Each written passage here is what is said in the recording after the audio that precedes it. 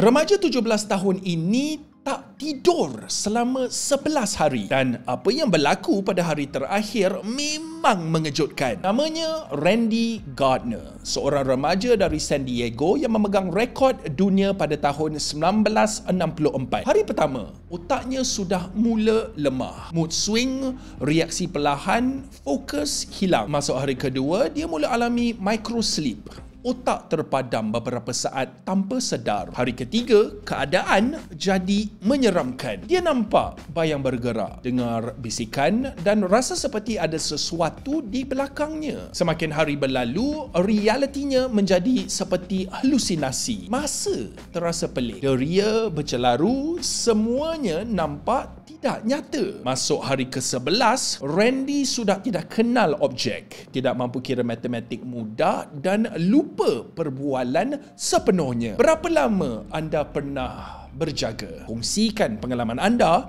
di bawah.